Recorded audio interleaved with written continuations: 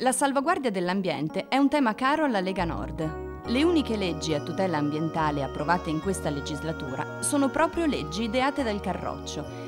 Si pensi agli interventi regionali per la promozione e il rispetto del protocollo di Kyoto, alla legge per la tutela dei corsi d'acqua delle risorgive e a quella per la prevenzione dell'inquinamento luminoso, grazie alla quale è stato dato un contributo per combattere lo spreco di luce. Sono leggi nate in seno alla Lega.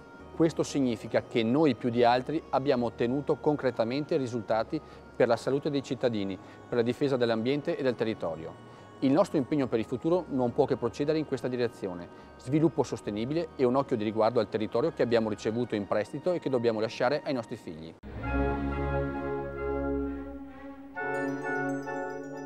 La crisi mondiale dei mercati finanziari ha avuto ripercussioni sull'economia reale, causando pesanti danni al sistema delle imprese e al mercato del lavoro.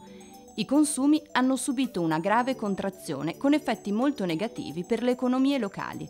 La Lega Nord, attraverso il progetto di legge a sostegno del reddito dei lavoratori e delle piccole imprese, presentato alla Presidenza del Consiglio il 4 febbraio 2009 e di fatto recepito dalla Giunta regionale, ha proposto una serie di strumenti e interventi straordinari per fronteggiare la crisi. Abbiamo istituito un fondo per l'anticipo della cassa integrazione per venire incontro a tutti quei lavoratori che perdono il posto di lavoro e che troppo spesso devono aspettare anche 5-6 mesi prima di vedersi erogare tali finanziamenti. Così facendo aiutiamo anche le piccole e medie aziende che dovrebbero dare questi soldi ai lavoratori e permettiamo alle stesse aziende di raccogliere fondi da investire nella propria attività principale. Inoltre, come Regione sosteniamo le piccole e medie aziende sotto i 15 dipendenti che sono in una momentanea crisi di liquidità, istituendo un fondo con un tasso agevolato.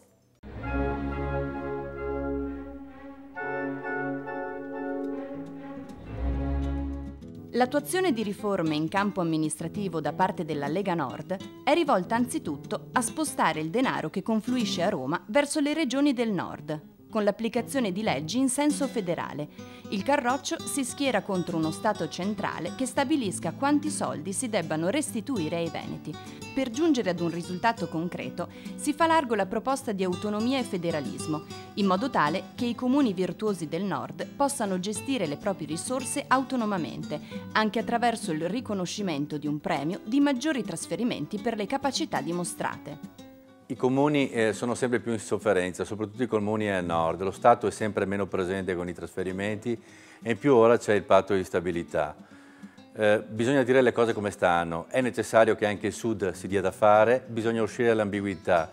I sindaci, gli amministratori locali del sud devono imparare a gestire la cosa pubblica. Basta con lo sperpero di denaro. Noi nel frattempo cosa facciamo? Attendiamo che si applichi la legge sul federalismo affinché si possa avere quel tanto di autonomia per poter spendere i nostri denari a favore dei servizi per i nostri cittadini.